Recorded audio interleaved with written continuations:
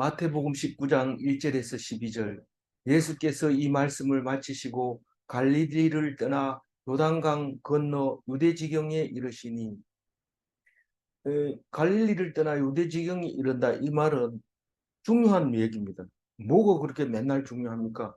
이 갈릴리 사역을 마치고 요단강 건너서 유대지경에 들어가면 이제 십자가를 지는 마지막 한 해의 라스트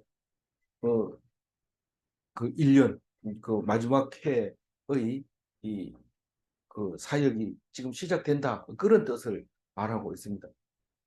어, 뭐 어쨌든 간에 방금 전에 했던 거 한번 묵상해 봐요.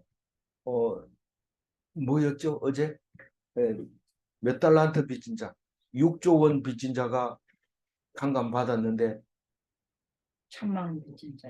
100데나리온,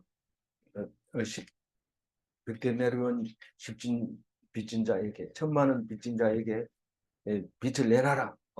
그래서 감옥에 가봐다 넣었는데 주인이 용서해준 6조 원에 캔슬시키고 갚아라. 이렇게 돼버렸죠. 그러면 우리는 그게 무슨 뜻이에요? 구원받았다고 좋다고 마음 놓고 있으면 무슨 뜻이에요? 네가 긍휼을 베풀라고 구원을 시켜줬는데 긍휼은 안 베풀고 자기 구원만 확신하고 몇 월 며칠 날 구원받았다 이래가지고 니는 며칠 날 구원받았나 그것만 보면서 남에게 긍휼을 안 베풀면 하나님이 그 구원을 취소한다는 사실을 우리에게 분명하게 말해주고 있습니다. 영원히 이 구원해주겠다, 멸망하지 않겠다 약속해놓고 어찌 그럴 수 있습니까? 하나님은 그렇게 변하는 변덕쟁입니까? 라고 얘기할 수 있을까요? 없을까요? 그렇게 말할 수 없다는 거예요. 그래서 죽을 때까지 우리는 어, 그 뭘 해야 된다? 긍휼을 베풀어야 된다. 그래서 우리는 어제 그제 했는 게 아이와 같지 않으면 천국 못 가고 아이를 접대하지 못하면 접대하는 것은 예수님을 접대하는 거고 아이를 실족시키면 연자맷돌을 목에 걸어가지고 바다에 빠져라. 그 얘기를 했잖아요.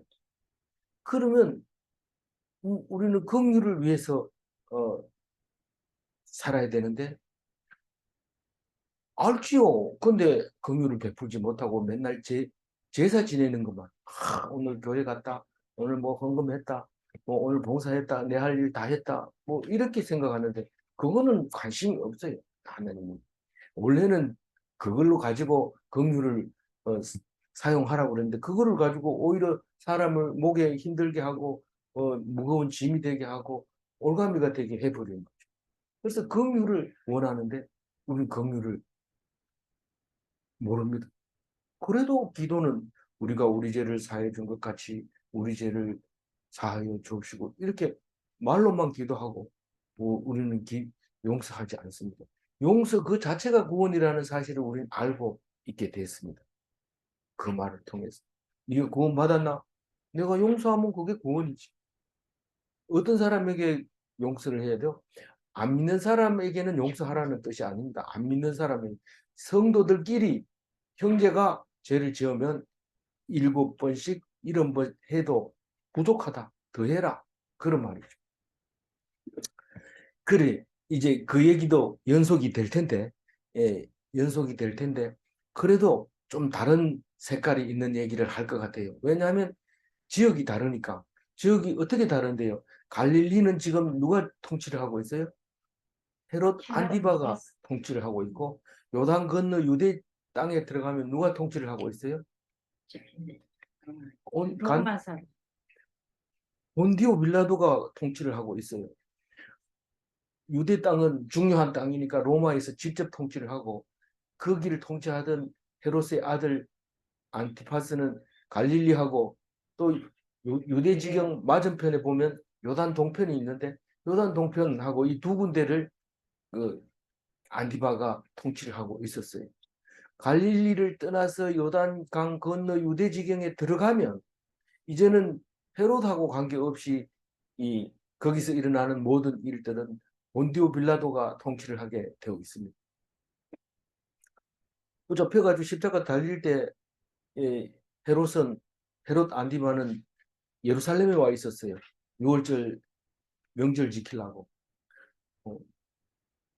알죠? 네. 예, 그래서 야가 갈릴리 사람이나 그러면 예의를 갖춰가지고 그래도 갈릴리 통치자한테 가서 가봐라 이러니까 그 사람은 뭐 기적을 일으키는 거 한번 구경 좀 해보자. 맨날 사람들이 그렇게 난리 법석을 떠는데 어찌 한번 기적을 한번 일으켜 보시지 이러니까 아무 말도 안 하니까 안 되겠다. 그냥 돌려보내라. 이렇게 본디오 빌라도가 야 내가 이 재판을 하려고 그러는데 아무 죄가 없는 게 확실하다. 헤롯 대왕도 아무 말도 안 하고 나한테 보내는 거 보면 죄가 없는데 나도 죄를 못 찾겠다. 이러면서 손을 씻었는데도 결국은 죽일 수밖에 없게 됩니다.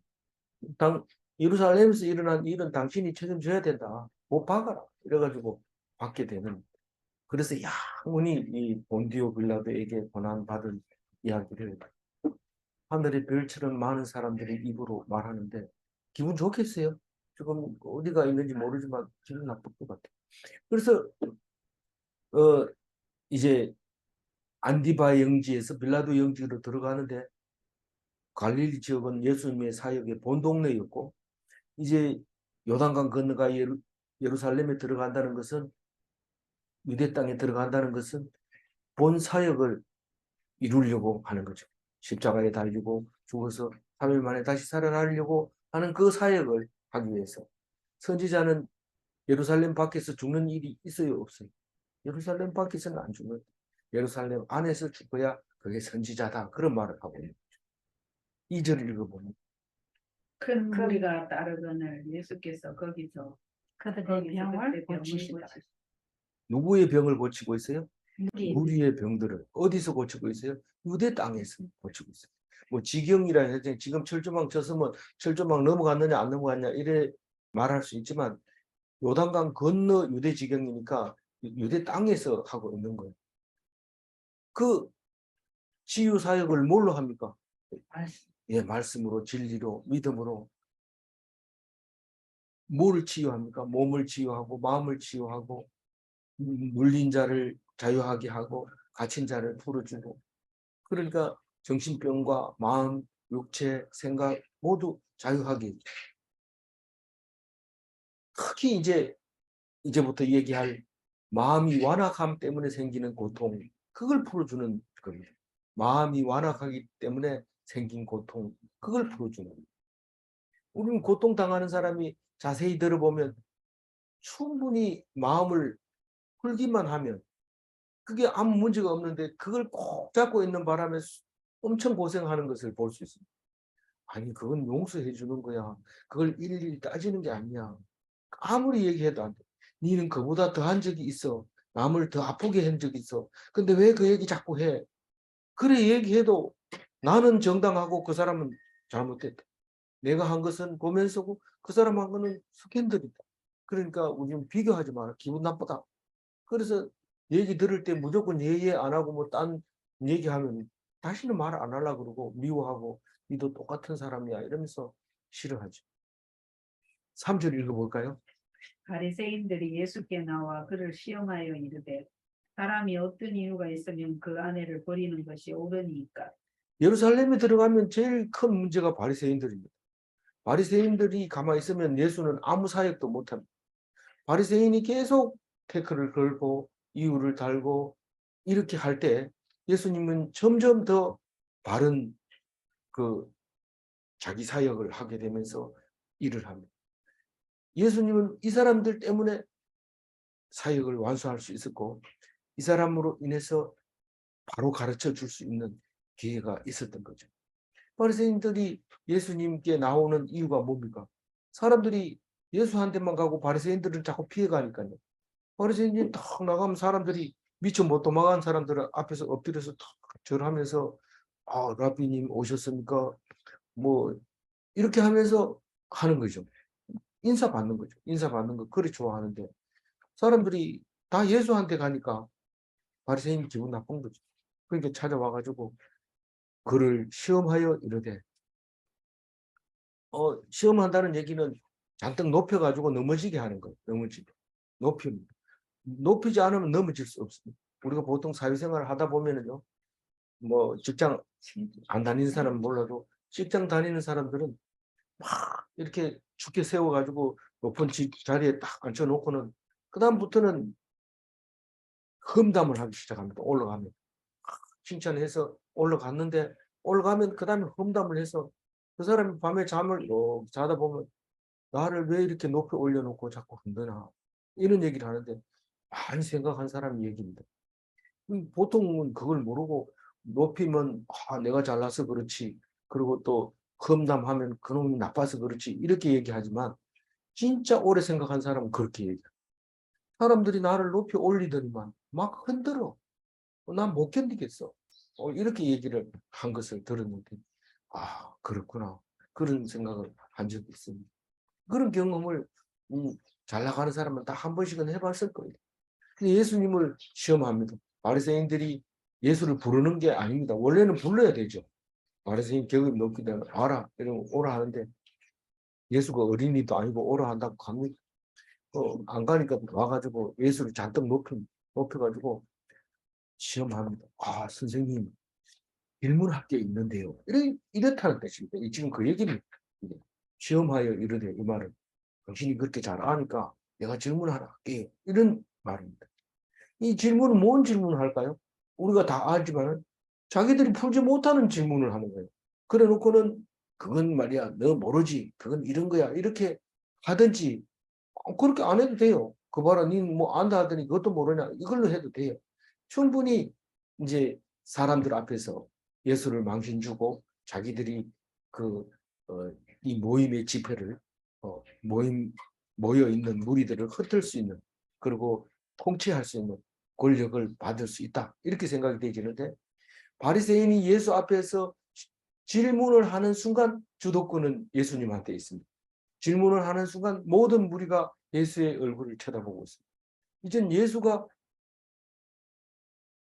주도권을 잡고 그 무리들을 움직일 수 있는 권한을 갖게 되는 거죠.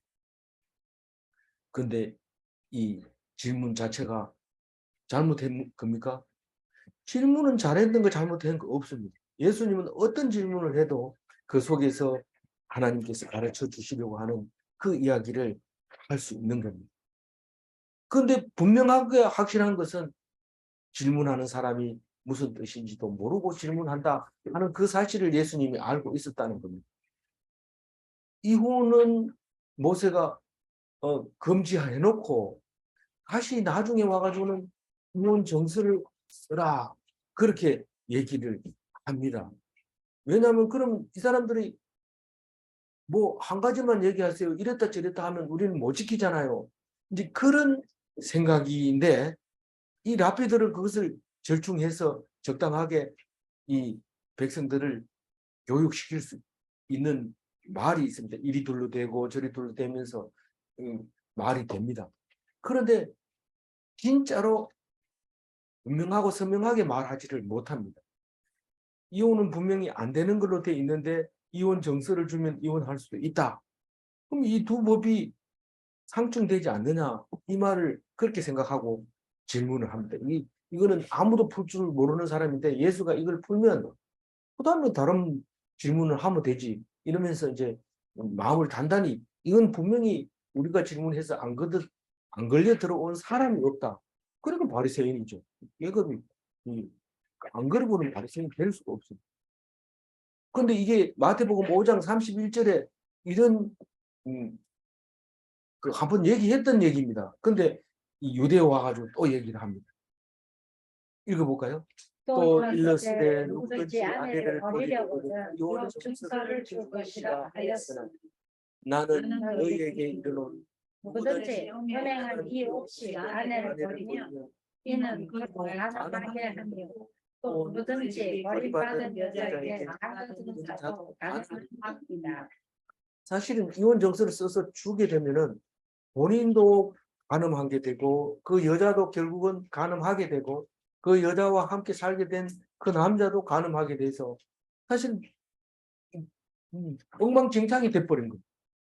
그래서 이것은 그러면 만약에 이혼 정서를 써서 주지 않으면 그렇게 된다는 겁니다. 정서를 주면은 그게 합법적으로 간업 안 한 게 되는데, 만약에 이혼 정서를 안 주게 되면 어떤 일이 생길까요? 여자는 아주 고난을 당하게 됩니다. 그냥 뭐 사람도 아니고 아내도 아니고 그렇게 돼버립니다. 그래서 이 못된 남자 때문에 이 법을 만들었는데, 그 못된 남자가 말하기를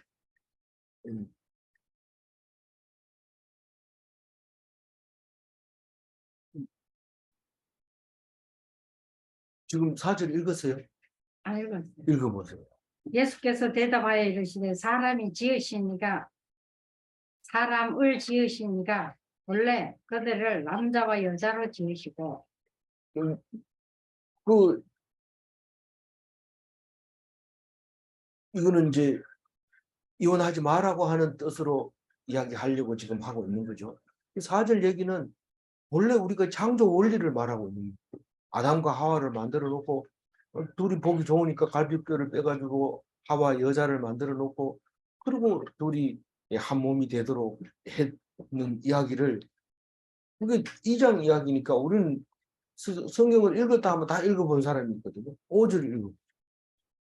말씀하시기를 그러므로 사람이 그 부모를 떠나서 아내와 합하여 그 둘이 한 몸이 될지니라 하신 것을 읽지 못하였느냐. 이 둘이 한 몸이 됐다는 것은 결합했다, 하나가 됐다, 그 말이죠. 6절 읽어볼까요?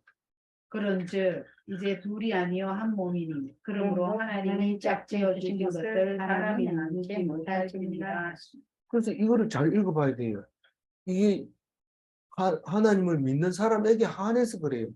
그래서 우리는 결혼식에 가보면 뭐 그리스도 기독교식으로 안 해도 이 말을 사용하는 경우도 가끔 있는데, 이게 한 몸이 된다는 것은 서로 알게 됐다, 야다 하는 사이를 말하는 거죠. 하나님이 짝지어 줬다는 것은 믿는 자의 결혼이라는 거죠. 믿는 자의 결혼. 그래서 불신자들은 이 말을 사실은 쓰면은 뭔지도 모르고 쓰는 거니까 뭐 나도 버려야 돼. 뭐 말할 필요가 없어요. 저 사람들 언제 또 헤어질지 모르겠다 이러면서 그렇게 해도 돼요. 그러나 하나님 믿는 사람은 이것은 하나님이 짝지어 줬는 걸로 인정을 하고 헤어지면 안 되는 겁니다. 헤어지면 안 되긴 왜 안 돼요? 헤어졌는데 이랬을 때 그 사람은 하나님 앞에서는 불법을 행한 것이요. 하면 안 되는 거죠. 7절 읽어볼까요? 어찌 여짜오되 그러면 어찌하여 모세는 이혼 증서를 주어서 버리라 명하였나이까. 그래서 이혼 정서를 준다는 것은 왜 그랬는지를 읽어봐야 되는데, 우리는 교회 생활을 해도 남이 하라는 대로만 이렇게 하는 거죠. 모세가 이혼 정서를 주라 했고 창세기에는 이혼하면 안 된다 그랬고, 그랬으니까 이 두 개가 헷갈리는데도 그냥 계속 신앙생활을 합니다. 안 되면 성경을 읽어봐야 되는데 누가 말해주는 사람도 없고, 그래서 율법을 알기만 하고 그 뜻을 모르는 상태에서 율법을 지키는 경우가 많이 있습니다. 그걸 갖다가 율법주의라고 해야 돼요. 율법주의는 결국은 내용을 모르니까, 그 뜻을 모르니까 사람을 살려야 할 그 율법이 사람을 죽이는 데 사용하게 됩니다. 안식일이 특히 그렇죠. 안식일의 의미를 모르니까 안식일을 안 지키면 성경에 봐라 죽이려 했잖아 이러고 죽이는 거예요. 마치 돌팔이 의사가 율법대로 한다고, 규정대로 한다고, 매뉴얼대로 한다 하면서 사람을 죽이는데 나중에 매뉴얼을 보면 그렇게 적혀 있어요. 근데 매뉴얼이 잘못되어 있는 거예요. 그래서 그게 돌팔인지 아닌지는 매뉴얼을 가지고 하는 게 아니라 자기 머릿속에 들어있는 것이 매뉴얼이 되어져야 됩니다. 그래서 머릿속이 정확하게 알아져야 되는 거죠. 그걸 모르니까 이렇게 되는데, 예수님은 율법 학자는 아닙니다. 그러나 율법에 대한 근본적인 거는 다 알고, 왜냐하면 하나님이니까요. 그러니까 이 땅에 와서 그 문제를 해결하려고 하는 거죠. 그런데 우리는 왜 이혼 정서를 써줘야 된다는 거 알죠? 그는 안 써주면은 아주 여자도 곤란하고 남자도 곤란합니다. 그런데 예레미야서를 한번 읽고 한번 생각해봐요. 예레미야 3장 8절 읽어보면 내 개혁한 이스라엘이 간음을 행하였으므로 내가 그를 내쫓아 그에게 이원성까지 이원 주었으되 그의 그의 반역한 반역한 자매 유다가 두려워하지 아니하고 자기도 자기도 가서 가서 행음함을 꾀가 보았고. 이거는 예레미야는 지금 북이스라엘이 멸망하고 남유다가 이제 멸망할 때쯤 돼가지고 이렇게 말한 거지.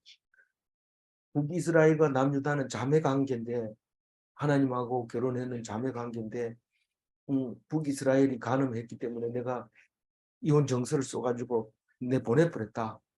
그럼 그게 부끄러운 줄 알아야 되는데 그 자매 유다까지도 뭐 북이스라엘이 부끄러운 그 이혼 정서 받았으니까 나도 받으면 되지 뭐 이런데 그 이혼 정서가 얼마나 나쁜 건지도 모르고 그거를 이혼 정서는 딴 게 아니고 간음 정서입니다. 간음 정서. 간음했다는 정서이기 때문에 아주 좋은 글씨 같이 이렇게 가슴에다가 글자를 써가지고 나는 죄인입니다 하고 써가지고 다니는 거나 마찬가지입니다. 그래서 그걸 두려워해야 되는데 두려워하지 않아서 결국은 멸망하게 되는데 이 못된 여자를 이렇게 비유하고 있는 거예요. 아까는 못된 남자였지만 이번엔 못된 여자 얘기를 하고 있는데 어쨌거나 이혼 정서를 안 써주게 되면은 남자는 그 싫은 사람인데 이혼도 못하고 밥만 축 내고 미워 죽겠는데 그런 속이 터지는 거죠. 그러나 여자는 또 이혼 정서도 안 써주고 여자처럼 취급도 안 하고 그러면 고통을 받잖아요. 그래서 그걸 뭐라고 그래요? 완악했다. 8절 읽어보면 예수께서 이르시되 모세가 너희 마음의 완악함 때문에 아내버림을 허락하였거니와 원래는 그렇지 아니하느냐. 원래는 안 돼요. 안 되는데 우리는 지금 우리나라가 어떻습니까? 그 간음죄를 간통죄를 원래 그 부부는 절대로 간통하면 안 된다. 그래가지고 없앴놓고 나니까 이하고 똑같은 현상이 일어나. 그래 뭐 내가 해도 이혼을 안 해주면은 그 부부로 사는 게 아니고 고통스럽게 살지. 그러니까 용서를 해주는 거죠. 이게 지금 예레미야서가 용서를 해주는 거예요. 용서해주는 예레미야 3장 1절 한번 읽어요. 그들이 말하기를 가령 사람이 그의 아내를 버리므로 그가 그에게서 떠나 타인의 아내가 된다 하자 남편이 그를 다시 받겠느냐 그리하면 그 땅이 크게 더러워지지 아니하겠느냐 하느니라. 네가 많은 무리와 행음하고서도 내게로 돌아오려느냐 여호와의 말씀입니다. 그러니까 그 버림받은 아내에 대해서 그 버림받은 아내는 어떻게 해야 되는가 예레미야 3장 1절에 말하고 있는 건데 예레미야는 버려도 그냥 있으라는 거죠. 그냥 나가서 나도 살아야지 이렇게 하지 말고 있으라는 거. 그러니까 다시 받아줄 기회가 없다는 거죠. 다른 사람하고 결혼을 해버리면 받아줄 수 없는 그런 기회이다라는 거죠. 그러니까 뭐 누구하고 결혼하면 되지 뭐 나는 정성만 주면 돼 이러고 바다에 나가면 그리스도인들은 그거는 말이 안 된다. 그렇게 하면 안 된다는 거.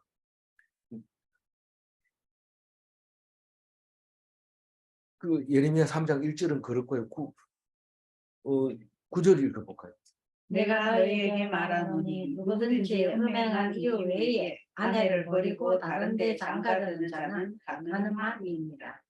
지금 이게 좀 순서가 헷갈려서 그런 건지 모르지만 9절은 지금 무슨 얘기입니까?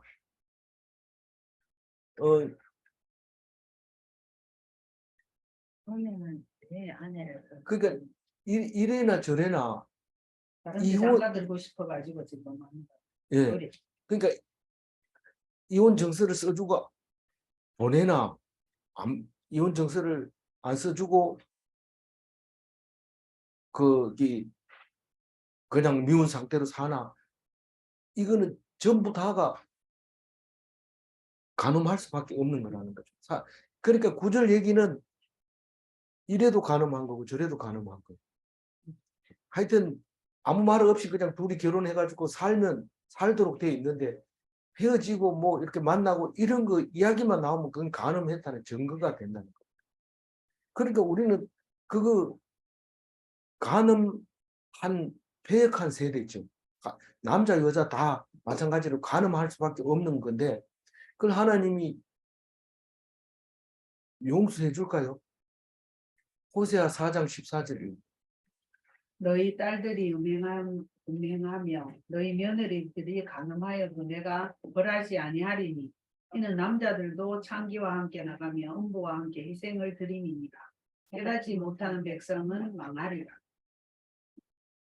자기들은 간음을 안 한다고 생각을 하고 여자만 한다고 그러고 여자들도 그걸 하면서 벌을 안 받는 이유는 남자들도 간음을 하기 때문에 그렇다고 생각하는 거죠. 그러니까 이걸 깨닫지 못하면 망하게 된다는 거예요. 사실은 성이 문란해지면은 망할 수밖에 없어요. 그거는 뭐 이것도 저것도 안 되는 거예요. 정말 심각한 문제가 되는데 우리는 예수님이 그것까지도 풀어주시고 계시는 치유해주고 있는 거죠. 그러니까 우리가 간음하는 것을 알고 계신다는 말이죠.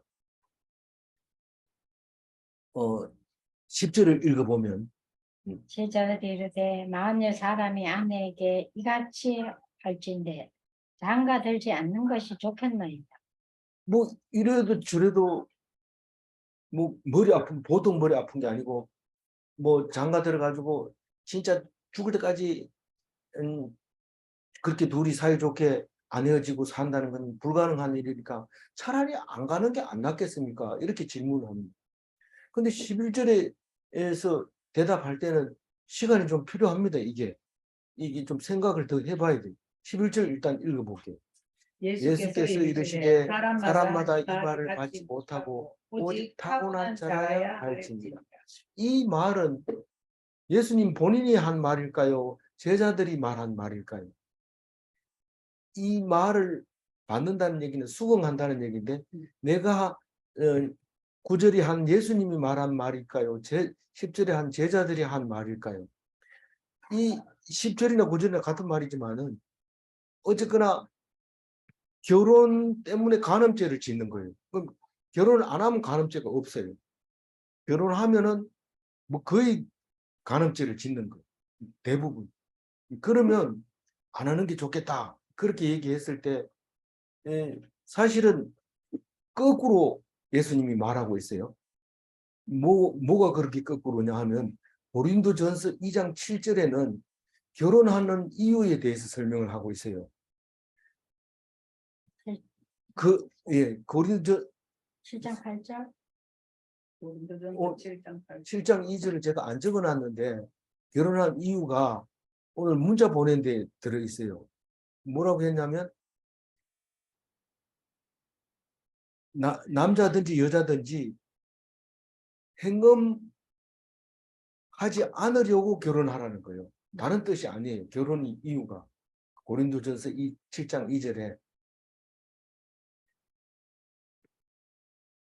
행음하지 않기 위하여 결혼해야 된다. 이렇게 얘기하는 겁니다.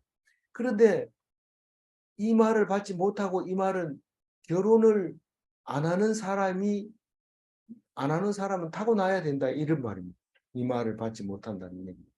그러니까 다 결혼을 하고 이혼을 하지 말아야 되는데 그러면 다 간음죄를 지을 수밖에 없게 되는데 그러나 그 죄를 안 지으려면은 결혼을 하지 않아야 되는데 그 결혼을 하지 않는 것이 하나님이 정해준다는 거예요. 하나님. 내 마음대로 나 결혼해도 뭐 결혼해도 후회하고 안 해도 후회하고 뭐 이런 말도 있지만 하여튼 결혼하면은 간음한 죄를 질 수밖에 없기 때문에 나는 안 할래. 이렇게 하는 것도 하나님이 오직 타고난 자라야 이 말은 하나님이 예정하신 대로 하나님 뜻대로 준다는 그런 뜻입니다.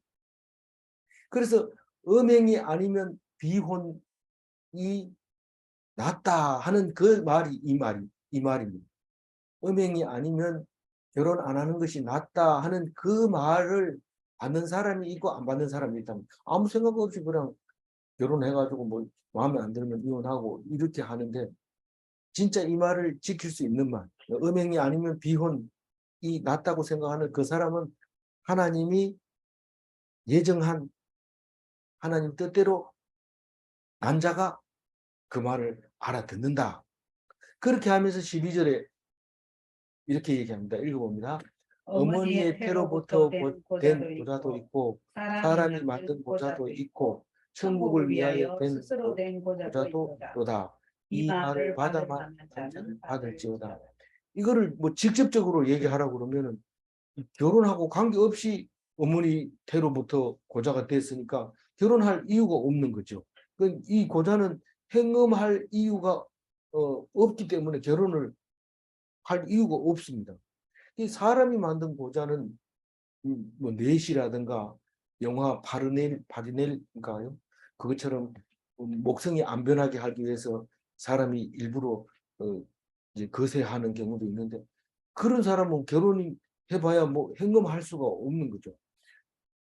그렇게 된 것도 있지만 천국을 위하여 스스로 고자 된 사람은 누가 있어요? 고린도 전서 7장 8절에 있죠. 읽어봅니다. 내가 내가 결혼하지 결혼하지 아니한 아니한 자들과 자들과 과부들에게 과부에게 이르노니 나와 나와 같이 같이 그냥 지내는 것이 좋으니라. 좋으니라. 이 사도 바울이 한 말입니다. 스스로 고자가 된 거죠. 그러니까 우리는 그 결혼에 대해서 어, 이혼하면 안 된다는 것은 그리스도인에게 해당되는 얘기고 안 된다는 게 뭐냐 하면은 율법을 어긴다는 얘기지 안 되기는 뭐가 안 돼. 그냥 사람 살아가는 데는 문제가 없어요. 그냥 이혼하고 또 새로 결혼하고 또 몇 번씩 결혼하고 이래 해도 돼요. 어떤 목사님은 뭐 재혼하는데 줄에 안 쓴다 이러는데 나도 그 생각이 자꾸 나가지고 재혼한 제자가 와가지고 결혼 줄에서 달라는 거는 다른 핑계 댔어요. 그 소리가 머릿속에 남아있어요. 근데 뭐 상관없어요. 그냥 이제는 뭐 안 그러면 안 됩니다. 그러나 우리가 율법이라는 게 뭐고 하나님이 우리에게 준 사랑이라는 게 뭔지 알아야 됩니다. 이걸 어기게 되면 어떤 일이 생겨요? 구원받기 어려워요. 그러나 그럼에도 불구하고 그런 일이 생겼을 때 우리는 어떻게 해야 돼요? 예수님께 알아야 되죠. 말해야 되죠. 그래서 우리는 법이라고 하는 것은 한번 정해놓으면 안 바뀌는 게 아니라 점진적으로 나아가야 되는데 마지막 점진적으로 나가서 맨 마지막이 어디입니까? 예수님이 말씀 점진적으로 나가서 예수님께 도달하게 되는데 뭐 용서해라 이것도 무한 용서로 끝나게 되고 또 그런 모든 것이 예수님 안에서 끝나게 됩니다. 그래서 우리가 만약에 율법주의라면은 이혼한 사람을 교회에 들여놓으면 안 됩니다. 그러나 예수님이 다 용서해 주니까 가능한데 확실하고 분명한 것은 죄라는 율법을 어겼다는 사실만큼은 알고 있어야지 오히려 그게 은혜가 되지. 그걸 모르고 있으면 자꾸 불안하기만 하고 천국이 이루어지지 않고 있습니다. 그러나 하나님 말씀을 듣고 이게 죄를 지은 게 맞구나.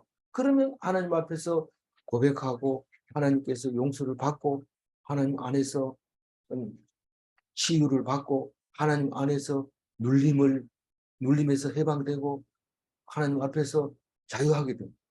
그렇지 못한 사람은 왠지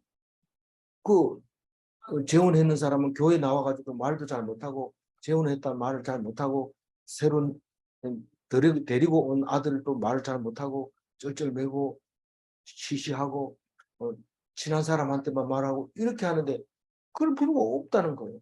하나님 앞에 내놓고 우리는 율법을 어겼습니다. 그러나 하나님 예수님께서 대신 죄를 지셨습니다. 그리고 용서를 받고 해야 되는데 그것을 상대방한테 얘기하면 안 되죠. 그래 되면 미량 같은 영화가 되죠. 또 상대방한테 그런 얘기를 하면 안 되고 하나님 앞에서는 그렇게 얘기했을지라도 그러니까 진주를 개에게 던지면 안 됩니다. 걔가 상처를 입고 쓰러져 버릴 수 있어요. 그러니까 하나님 앞에서 기쁨을 얻고 그렇게 사는 것이, 당당하게 사는 것이, 뻔뻔스럽게 사는 것이 하나님이 하라는 겁니다. 그런데 그 사람을 그냥 두면 됩니까? 안 됩니까? 징벌을 해야 되죠. 어쩌면 사형해도 되고 죽여도 됩니다. 그러나 그 사람 말만큼은, 그 사람은 스스로 하나님 앞에서 뻔뻔스러워진 것은 예수를 믿어서 그렇게 됐는지도 확실히 우리는 알 수 없지만 그렇게 될 수 있습니다. 우리는 믿는다는 것은 그와 같이 됩니다. 그러나 그것을 받는 사람이 문제고 누구에게 그 말을 하느냐가 문제지, 그렇게 되는 것. 그렇게 된다는 게 뭐예요? 제가 말하는 겁니다. 남들은 다 뭐라 해도 나는 하나님 앞에서 구원받았습니다. 사실은 사람한테 얘기할 필요가 없죠. 그 얘기는 특히 그, 그, 그 유괴당해서 죽은 아이의 어머니 앞에서 범인이 그렇게 말하면 되죠. 자기는 하나님 앞에서 구원 받았더라도 그 사람 앞에서는 그렇게 말하면 돼요. 그래서 그 사람이 이 사람은 용서하지 마시고 사형에 처해 주세요. 그러면 사형을 당해야 되죠. 그리고 그 말을 했는 대가로 더 처절하게 반성도 못한 죄인으로서 죽임을 당해야 되죠.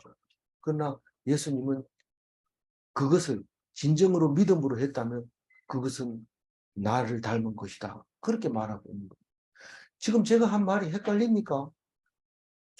성경을 읽으면서 정리가 돼야 됩니다. 그게. 그래서 우리는 이런 얘기도 알 것 같기도 하고 모를 것 같기도 하고 이렇게 해서는 안 됩니다. 분명하게 확실하게 알아야 돼요. 그래서 이혼은 안 됩니다. 절대로 안 됩니다. 자살도 안 됩니다. 절대로 안 되지만, 그러나 하나님은 그 사람을 어떻게 사용할지, 또 그 사람이 하나님과 어떤 믿음으로 살고 있는지, 거기에 대해서는 우리가 말할 수 없습니다. 다만 우리가 세상적으로 잘못된 거는 잘못된 걸로 했을 때 그 사람이 믿음으로 말미암아 받는 것이 사람한테 받는 것이 아니라 하나님 앞에 받는다고 하면서 했다면 그것은 예수를 닮은 것이 된다. 그 말입니다. 그거는 우리가 관계할 거 없어요. 그 사람 입장에서 내가 그 사람 입장이라면 그렇게 할 수도 있다는 거겠지. 그 사람을 두둔해서도 안 되고 그 사람 입장을 말해서도 안 됩니다. 우리가 오늘 묵상하면서 얘기할 수 있는 경우 수를 말하고 있는 건데 우리는 그렇게 생각해야 됩니다. 오늘 이걸 읽으면서 자세히 읽어보면 참 이해 안 되는 거 없이 감사함으로 기쁨으로 받을 수 있는 겁니다. 11절 읽고 정리를 하겠습니다. 예수께서 이르시되 사람마다 이 말을 받지 못하고 오직 타고난 자라야 할지니라. 사람들이 아무리 성경을 읽어도 이해가 안 될 때는 자기 소견에 옳은 대로 삽니다. 그러면 그게 그리스도인이 아닙니다. 그리스도인은 율법주의가 아니고 율법대로 사는 사람입니다. 율법대로 사는 사람. 율법대로 살 수 있느냐? 못 사니까 예수님이 오신 거고 우리는 예수님을 믿어야 하는 것이죠. 문제를 냅니다. 이스라엘 백성은 율법을 지키는 자인가? 이스라엘 백성은 율법을 지키는 자입니다. 율법을 안 지키면 이스라엘 백성이 아닙니다.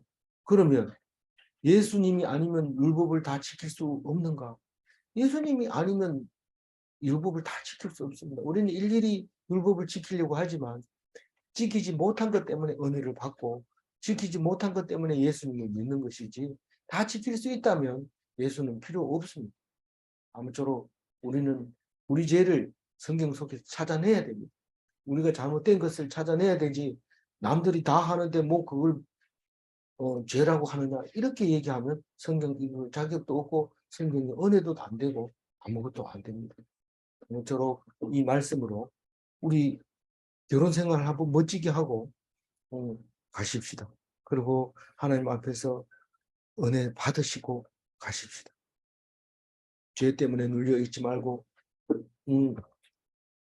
자유함을 얻으시는 참 그리스도인이 다 되시기 바랍니다. 기도하겠습니다. 하나님 감사합니다. 오늘 또 우리에게 말씀으로 가르쳐 주시면서 이 부부 문제를 해결하지 못하고 쩔쩔매는 바리새인들에게 예수님이 우매한 질문을 현명하게 가르쳐 주신 것을 감사합니다. 이 세례 요한도 율법대로 선포하다가 목이 잘려 죽었습니다. 헤롯이 율법을 어겼다고 소리 지르면서 목이 잘렸습니다. 명쾌하지 못했습니다. 그러나 요한이 예수님이 가르쳐 주신 법을 알았다면 결국 그 목 잘린 것이 순교가 되고 기쁨이 되고 값비싼 십자가가 되었을 텐데 그것을 그렇게 못 들었을 수도 있다고 생각이 되지만 하나님 이 말씀 붙잡고 세례 요한처럼 목이 잘리더라도 결혼이 율법을 어길 수 있는 엄청난 가능성이 있다는 것을 생각해 하면서 조심스럽게 부부 생활을 할 수 있도록 도와주시옵소서.